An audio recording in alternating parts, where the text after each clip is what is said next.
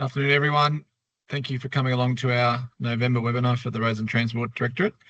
The topic of today's webinar is on our recently released New South Wales Local Government Construction Cost Forecast update report.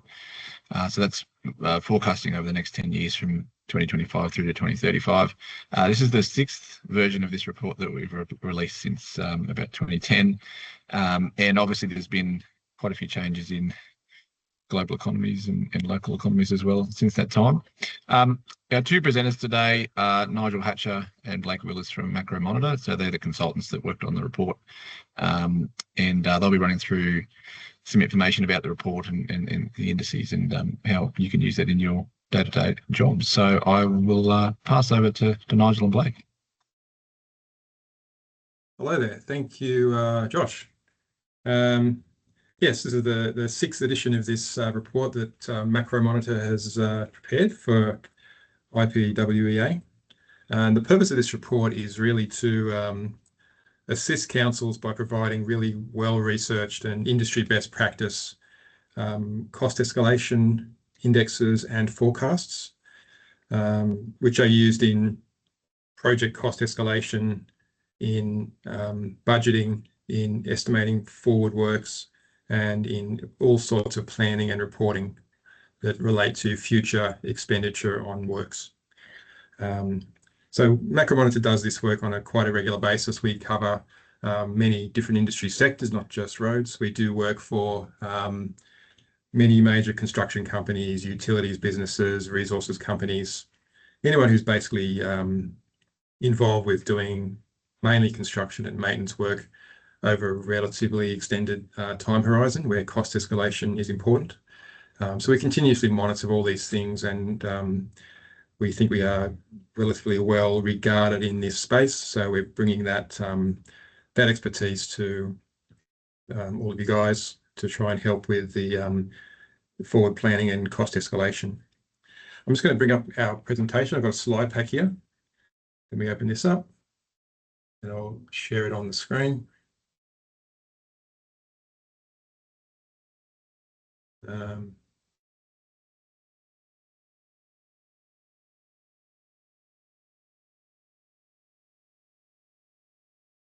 Sorry, one moment. My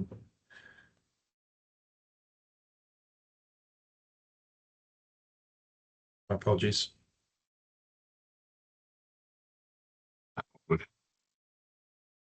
Okay, there we go.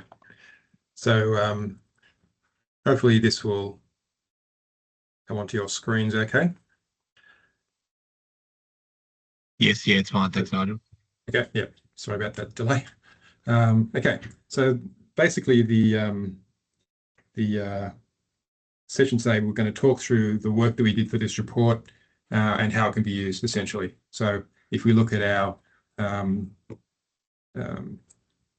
list of topics for today, first of all, myself, I will talk through what we actually did, what the indexes are, what a cost escalation index is and how we should use them, how the indexes were produced and forecast.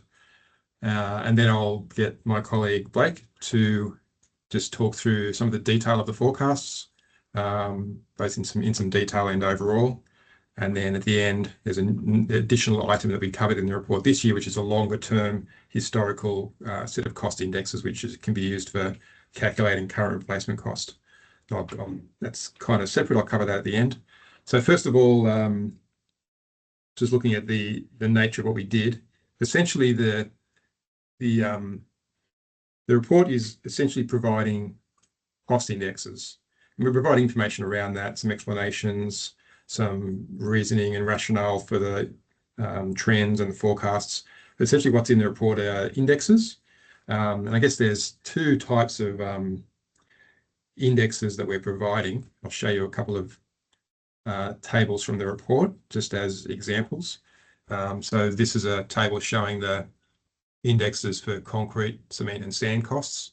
So this is just one element of construction costs or construction and maintenance costs in roadworks.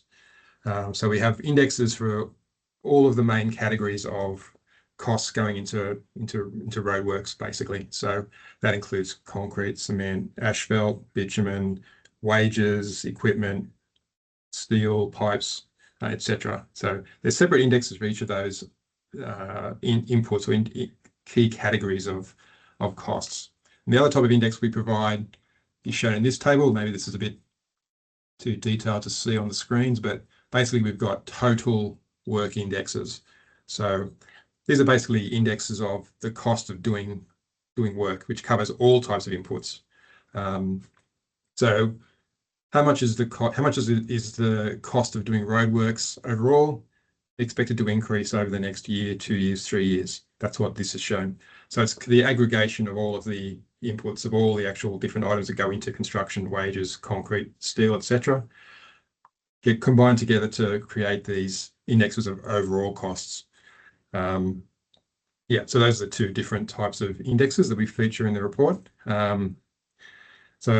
But maybe I'll just take one step back and talk about what actually a cost index is.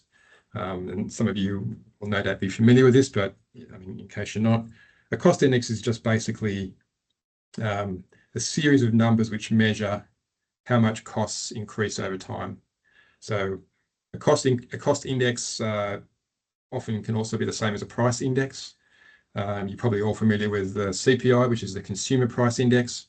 So this is essentially the same thing, but it's not measuring consumer prices, it's measuring the prices of the things that we use in roadworks. I guess just point out the numbers are not in dollar terms, so we don't present any information on prices in dollar terms. That's because it's difficult to do that because there's multiple different prices within each category depending on the exact specifications of inputs and so on. So we use an index to measure the average rate of increase across all product types in that category. But secondly, the main reason is because we don't really, for the purposes of what we're doing, we're not really concerned about the actual price. We're concerned about the rate of increase. That's what this is really all about. How much are these prices going to increase in the future? So yeah. So for example, if we look at any of these tables, I'll go back to the one on concrete. We can see that the key things that we're really interested in are the percentage changes in the index. So how much are these costs going to increase, or how much have they increased in the past, and how much are they expected to increase in the future? So these percentage change figures here. It's like the CPI. When the CPI gets reported in the paper, the focus is on that change. So the most recent CPI number was 3.5%. Or sorry, 3.2% on a year earlier, which was an increase in the rate of inflation. So what gets reported is the percentage change, not the actual index number. So just that's the key thing that we're forecasting is those percentage increases. Okay,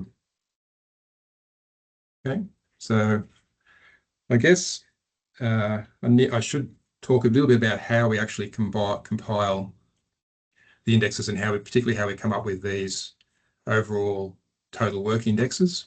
But I'll just put that to the side for a moment because I just want to run through how you use these cost indexes. So I'll just give a couple of examples so it's just to get it sort of clear.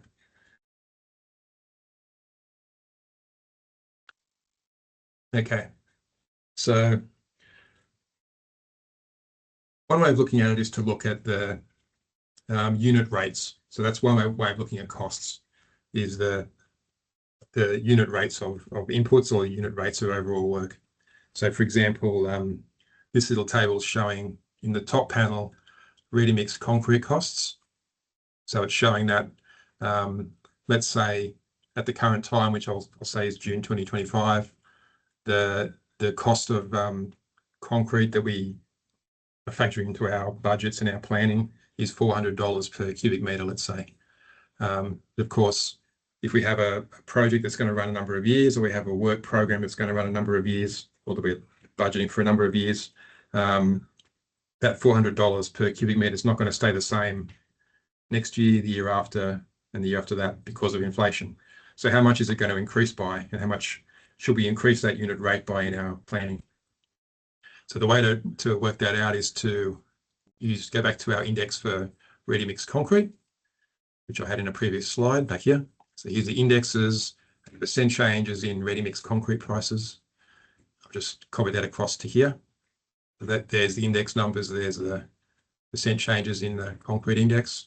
And that says that the price of concrete is going to increase by 3.8% next year and 4.7% the year after that, and so on. So we can use those percent changes then to escalate the cost of concrete year by year. So those basically the point of our report is to provide those assumptions for the future rates of increase in these prices. The other way to look at it is if we use a total work estimate. So let's say we're going to do a project do a pavement project, purely pavement. And the unit rate there we may measure in terms of dollars per kilometre. So if we do the estimates and we work out that the unit rate's $500,000 per kilometre for that particular type of work, then we can estimate what that might change by in future years by using the indexes relevant to that. And in this case, the indexes relevant to that will be these indexes for total work, and we'll use the index that's under pavement, so the total pavement index, which is measuring and forecasting the change in just pavement work in total, including all those different things, the concrete, the asphalt, the wages, etc. So that's that. I guess one of the key points, or one of the implied things behind this, is that really the most important thing in cost estimation is to actually, firstly estimate that base or current day cost as accurately as possible. And if you can do it in as much detail as possible, that's also better. So if you do it in detail and break it down by categories, then you can use these indexes for each item. You can use the concrete index, the steel index, the wages index, and escalate each of our items into the future years using those indexes. Or we can do it in a I guess, a more approximate way, but still valid, looking at the total cost of the work that we're doing and escalating that, just that one total figure, as I've done in this lower panel here. So estimating the base cost as accurately as possible is obviously critical before we do escalation, and also the estimating as much as well as possible the distribution of the spending over future years. So use these escalation indexes correctly. We really need to know exactly what years the spending is going to take place in, because the further into the future it goes, we have to escalate it by more to get the actual dollar price, including inflation. So that's just one example there using unit rates. The other way we can look at it is by looking at just the total spending. So let's say we're doing some work where the ready-mix concrete costs $500,000 every year, the same amount every single year. So in the current year, we've estimated that we're going to spend $500,000 on that particular quantity of concrete. But if we buy that exact same quantity of concrete next year and the year after that, the price isn't going to be still $500,000. It's going to be more. So we escalate it by that same index, by the ready-mix concrete index. So in 5 years' time, that same amount of concrete is going to cost, according to these assumptions, will be $578,000, not $500,000. And the same if we were doing total work that cost $2 million a year, doing that same amount of work every year, then again, you can escalate those amounts by those percentage changes in that total pavement index. Just to clarify one step further, if we've just got a particular amount of spending in a particular future year, we need to escalate. In this case, I've done a table showing that same example where we've got estimated the cost of a certain volume of concrete at $500,000, but we're not going to actually need that amount of concrete until 2030. So what value should we put on that, or what cost should we put on that? We just need to work out what the index is going to increase by over those 5 years. We don't just use the 0.9% increase in the last year, in the 2030, because that's only just that one single year. On our indexes between 2025 and 2030, that index increased by 15.8%. So therefore, the cost of that concrete increases by 15.8%. Or if we've got spending of or amount of work to be done in 5 years' time that today would cost $2 million, we work out again the increase in the index for total pavement work over the 5-year period, which is 13.2%, and increased the cost by that amount. So that's just examples of how it's relatively straightforward, hopefully. I'm sure many of you have already worked on these sort of things and used these indexes before, but just sort of clarifying exactly how we use the indexes to do escalation and to calculate forward prices and forward costs of work. Okay, I just want to look at now the how we compile the indexes. So if we look at the indexes I showed you the indexes for concrete and the indexes for the total work categories, total roads, total local roads, total metro, etc. This is the full list of items that go into those indexes. So you can see there, it's a bit small on my screen. This is not a great way of showing it, but I'll maybe give you a simplified version in a moment. So you've got wages, you've got bitumen, asphalt, concrete, steel, equipment, all the key inputs or input categories that go into road works. And we have separate indexes for every single one of those items. So you can use all those indexes individually or the total index if you require. So I guess the first point to note is in terms of how we actually do this and where these indexes where they even come from. First of all, we identify those items, those list of items that are required. Then we find the best data source or the best index that measures those particular items. And usually it's data that's coming from the Australian Bureau of Stats. So the ABS has lots of indexes of this type, mainly in the publication called Producer Price Indexes, but yeah, occasionally some other sources. And there are some selected items here that we don't use ABS data. Let's say fuel, for example, we don't use ABS data for fuel costs. That comes from the Australian Institute of Petroleum. Bitumen, we don't use the ABS for that because we just use the average of the actual prices for bitumen from the main suppliers and so on. But we've used basically the most relevant or the best and most reliable data for each item. And then to generate the indexes of total work, so the cost index for total road works, how do we arrive at that? Well, we have to first of all try and estimate what the weightings are for each of those items. So in a given amount, in a given road project, what percentage of the cost is wages, what percentage of the cost is concrete, asphalt, and so on. And based on those proportions and those weights, we can build up a total index of total costs in the in roadworks or in pavement or in bridges. So in bridges versus drainage versus total work, there'll be a different set of weights because there's different inputs into each of those types of work, and the different inputs have different levels of importance or represent different proportions of the work in each of those different segments. I mean, this is a simpler representation of that, just for all roads. Yeah, you can review this in the report, but essentially where it comes from is some research of ours and some research that others have done. There's work that was done by BITRE, which I think is Bureau of Infrastructure and Transport Research Economics. So they've done studies on this and just estimated the proportions, the average across all work, the average proportions of total costs that go into each of those categories. And we use those weights, a bit of extra detail in our total indexes. Yeah, I think that's pretty much all we want to say about how we make these indexes and how we use them. The next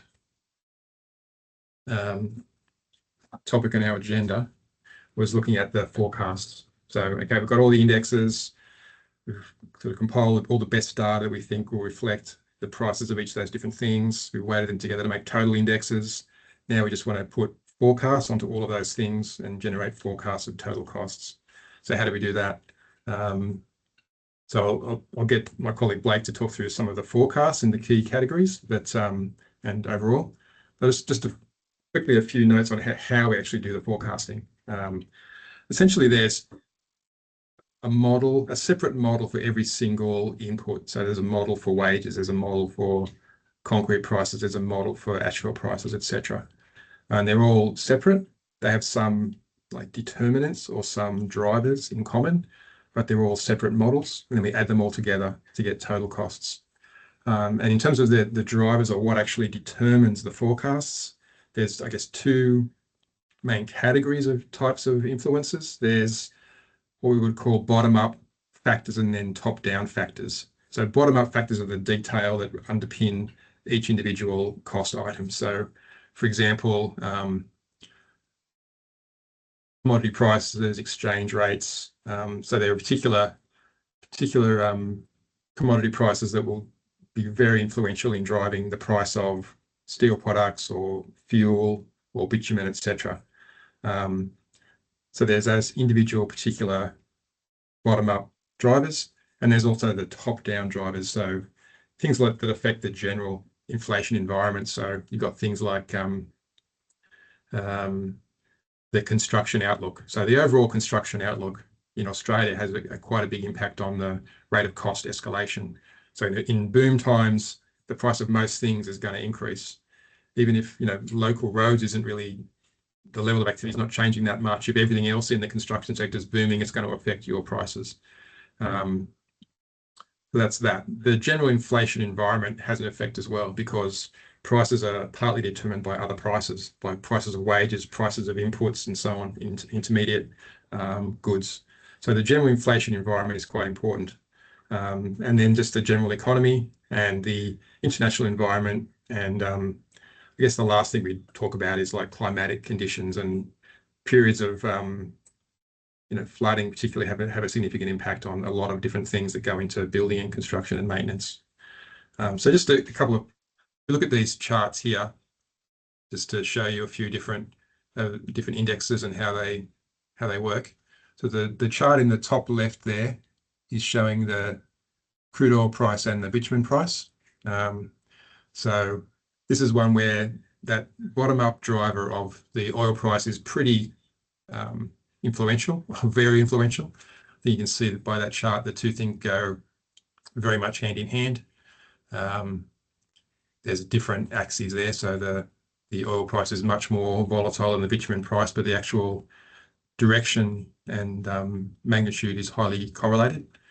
So that's a model which has been very clearly driven by one major variable, which is the oil price.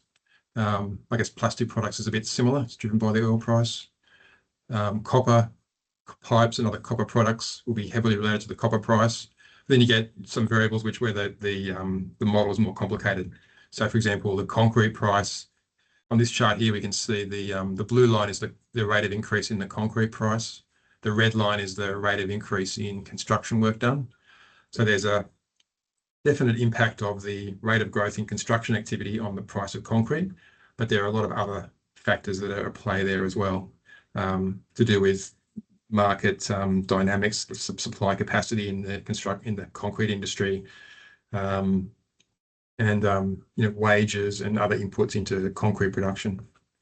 So yeah, that's kind of I guess a summary of how we do the forecasting. So I might just hand over to Blake, and Blake's just going to run through some of the key forecasts for some of the key categories, and basically what all that methodology arrived at, what forecast we arrived at in the report. So I'm just going to close this and stop sharing and get Blake to open his version and take over. All right. So yeah, as Nigel said, I'll be going through what's actually in the report. So first up, we're going to look at the overall summary. Just get that up. All right. So in this graph, the green line shows the New South Wales local government road and bridge construction costs versus the total New South Wales road and bridge construction costs. There's a slight difference there just because some of the weightings are slightly different between all the inputs, as Nigel mentioned earlier. So we can see that in that period in 2022, there has been this major increase in construction costs. So the local government peaked at 12.1% in calendar year 2022. Now we have come back from that a little bit. By June 2024, we were at 2.9% in annual increases. So that high cost period was sort of due to a post-COVID building boom, as well as commodity price spikes, supply chain disruptions, and which is all compounded by the weak value of the Australian dollar. So everything that was imported was basically super, super expensive. Now, even though all these issues have largely dissipated, the overall level of costs has not gone back to where we were before this 2022 spike. The rate of increase has moderated, but the price level is now from that extremely high base as a whole. So most recently, with the most recent data, we recorded a 1.6% annual increase in total construction costs. And looking ahead, we expect another 1.5% annual increase in financial year 2026. This is still quite low and is due to the fact that some key inputs of steel and oil are still trending down in price, as well as the Australian dollar is now appreciating, which is making imports less expensive. Then over the next 2 years, from 2027 to 2028, this will rise back up to around 3% a year. Now, this is due to domestic conditions as well as international conditions, and the domestic conditions being the construction upturn in both Australia and New South Wales is really intensifying. So demand for inputs will be rising. And then looking in the long term, the rest of the decade is around 2.6% in annual increases on average. So now we'll look at some of the specific cost indexes. So first up is construction sector wages. Now in this graph, there's 3 different lines. The solid blue and red line represent construction sector wages for New South Wales as a whole and Australia. Then the dotted line is the estimate for New South Wales local government. Now the differences there is due to the local government estimate containing the local government award, as well as some slightly different enterprise bargaining agreements, which have different annual increases in wages. And then there's also the individual agreements, but those are highly volatile and vary a lot over time, so that's quite uncertain. And the final difference is that there's a bit of compositional difference between the local government versus New South Wales as a whole. So there's a much larger proportion of labourers on local awards or enterprise agreements. Now, recently, the local government awards increased by 3.1% in June 2025, and we are awaiting the next round of increases, but expect that to be at a similar level due to the fact that inflation has been obviously very high these past couple of years, so wages are picking up in order to offset some of those real wage losses.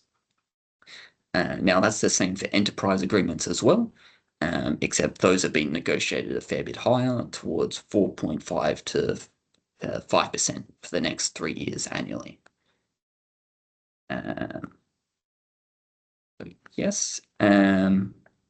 So this will be one of the largest cost components contributing to higher cost inflation overall over the next couple of years. And then looking at the numbers specifically, in the year to June 2025, the New South Wales local government wages increased by 3.4% over the year. In 2026, that will then be the peak at 3.5%, then moderating to 3.3% in the year to June 2027, then 3.2% in 2028. And then in the long term, that's going to stabilize roughly around 3% for the rest of the forecast period. Then next up is road servicing costs. So in the graph on the left, we have a similar graph to the one that Nigel showed, with bitumen prices in red and then Brent crude oil in blue. Again, we see that, while not exactly, but there's a rough relationship in the price direction between Brent crude and the bitumen price. Then if we look specifically in that 2022 time, when crude oil was roughly around 120 US dollars a barrel, it's now come all the way down to about 60. So there's been this big decline, and we've also seen bitumen decline a little bit, nowhere near as much as that. Looking ahead, we expect oil to continue to decline for just a little bit for another year.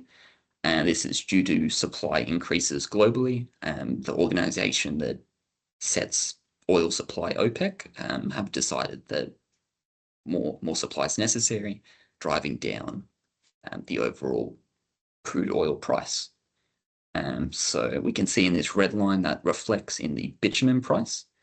Then looking in the long term, this long-term increase is expected to resume. You can see that in both the oil price and the bitumen price. So in the year to June 2026, we expect a 3% fall in the bitumen price index, in line with oil. Then in 2027, a more moderate 1.7% price increase, then increasing to 4.1% in the long term. Then on the right is the annual percent increases for asphalt. Just to note that, unlike most other data series in our cost indexes, the ABS stopped producing their version of the cost index in around 2012. So we've had to estimate our own model, which considers the price of bitumen, labor, and quarry products. And we can see that the black line, our model, pretty much follows what the ABS did or had. So we feel that's a pretty good representation. So unlike looking ahead recently, unlike bitumen, there were no price declines. And the most recent data had a 4.8% increase, which is fairly strong. So this is mainly due to the other factors determining asphalt pricing, like I mentioned, wages and quarry products. Then looking ahead in 2026, we expect a 1.7% annual increase, and long-term a more moderate 3% compared to bitumen's 4.1%. All right, next up is concrete prices. The red line is the concrete, cement, and sand index. There's no index provided by the ABS that's just concrete prices, so this is the best approximation. And then in the blue line is overall construction for roads, residential, and commercial building work in New South Wales. So as Nigel said earlier, this one doesn't have an exact relationship. It's got a weak correlation, but nothing like steel or copper indexes. As an example of the top-down impact of this index. So if we look at the last 3 years, it's been trending very strongly. Overall, there's been a 22% increase in the price level, which is quite significant. And it's reflective of, if we look a little bit earlier, there was this 5% fall in the price of concrete. And that's clearly reflective of this big fall in overall construction activity in New South Wales due to COVID. So it's a lot of producers making up for that price loss. And now we've seen this mini boom as well, which is also contributing to increased prices. So looking ahead to 2026, we forecast a 3.5% annual increase, which is much lower than the most recent data of 5.1% in the year to June 2025. But after that, from 2027, in line with this construction upturn, which is shown by this blue line, so too will concrete, cement, and sand, in line with raising demand. So just of note, the key construction segments that we're forecasting to cause that upturn are upturns in the transport sector, utilities, and residential, while non-residential building is also staying fairly strong. Then looking in the long term, after this construction upturn then runs into a downturn, which puts downward pressure on prices, leading to a 1.3% annual average increase between 2029 and 2031. Then another small upturn, leading to an average annual increase of 2.9% between 2032 and 2035. Now, the last index that I just want to discuss is steel-related indexes. The graph shows about 5 different indexes that are all used to varying degrees.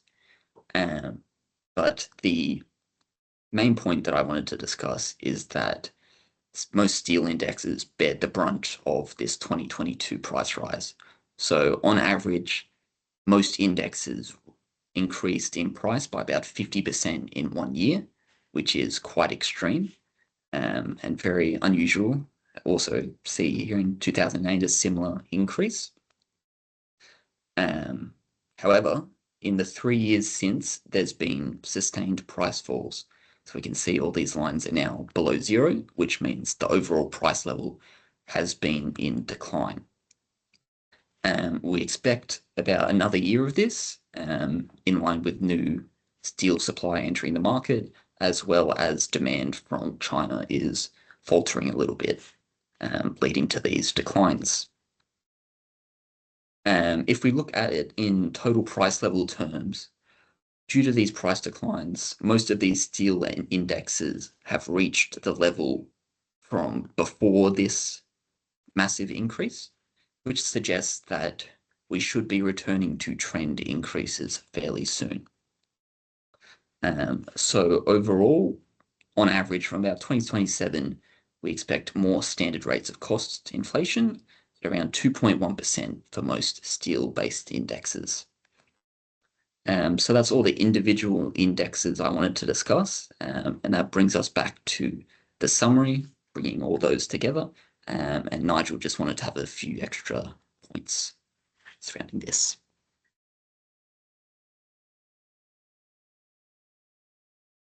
Yeah, thanks for that, Blake. So that's some good detail behind the numbers.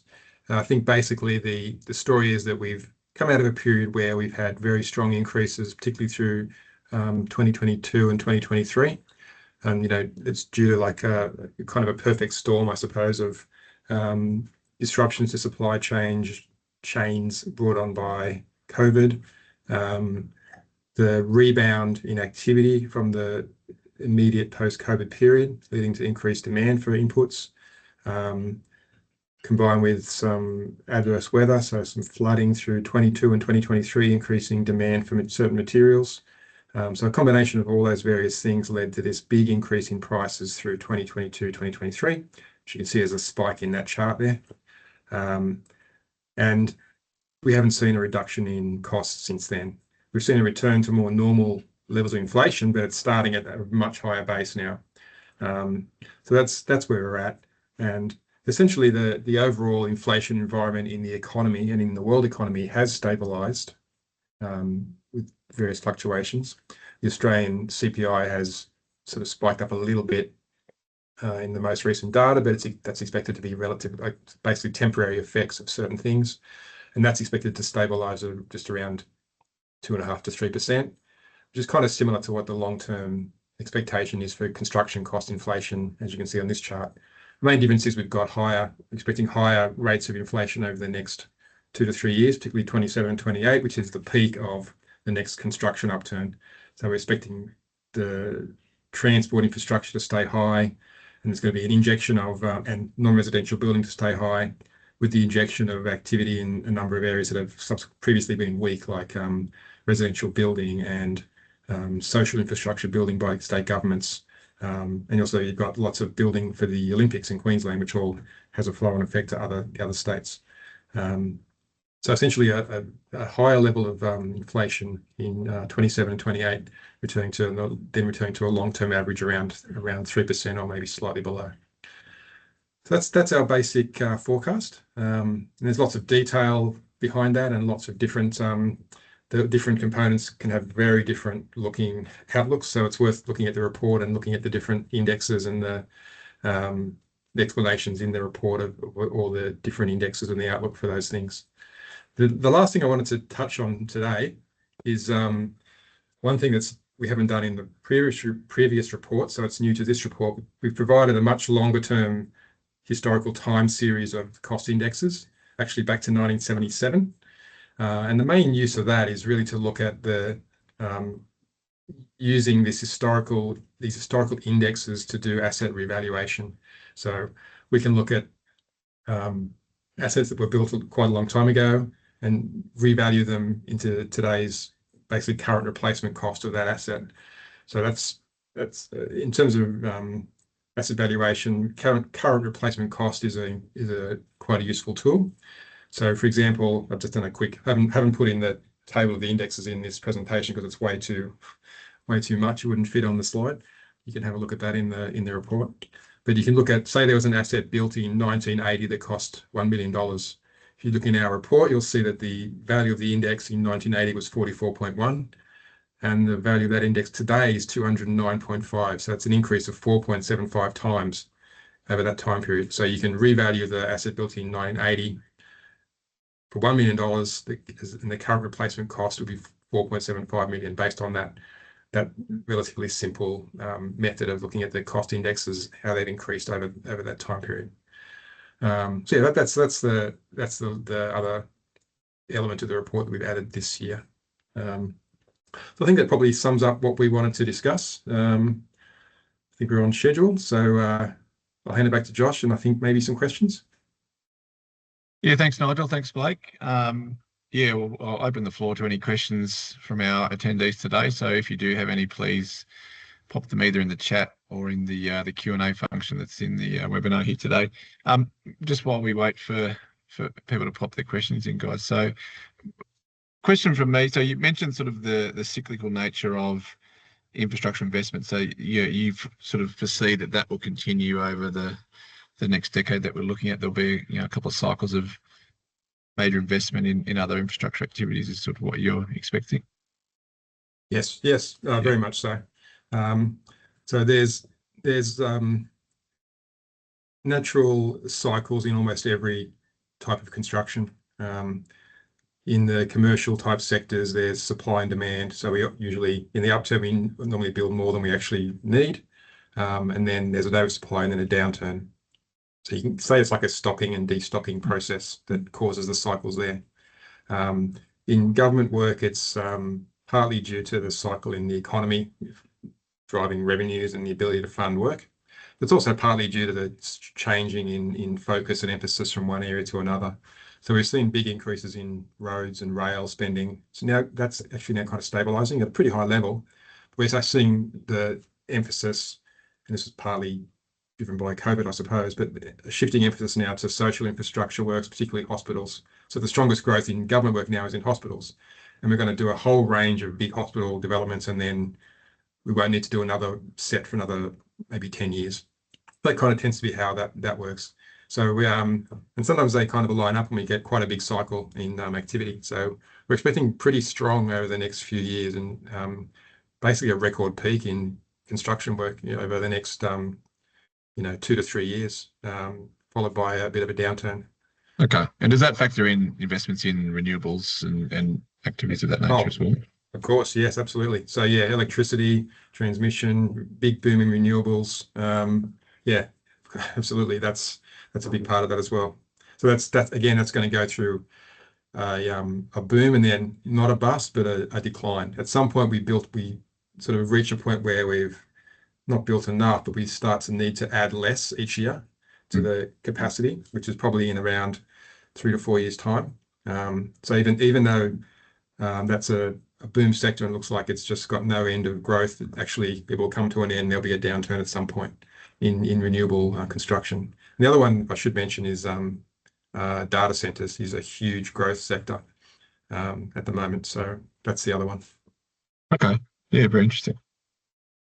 Thanks, Nigel. Well, I'm not seeing any questions popping up, so perhaps you've comprehensively covered everything from the perspective for our attendees today. So, well, yeah, thank you. Trish has just popped up a little reminder that we will be having one final webinar for the year in early December, the 10th of December, a little bit earlier than we would normally do it, but obviously with Christmas, there'll be a few people off. Given that this is the last one for the year, we thought we'd do something a little bit different and do it as a reasonably open forum, calling it Ask Us Anything, just trying to canvass some opinions and thoughts from our members with regard to activities of the Directorate moving forward for next year, and give you a chance to provide your say on some of those things. But given we don't have any further questions, we might wrap it up a little bit earlier. So thank you very much, Nigel. Thank you, Blake, for your presentation here today and for all your hard work on the report. That report is available through the RTD Technical Library, so if members want to access it, they can find it there.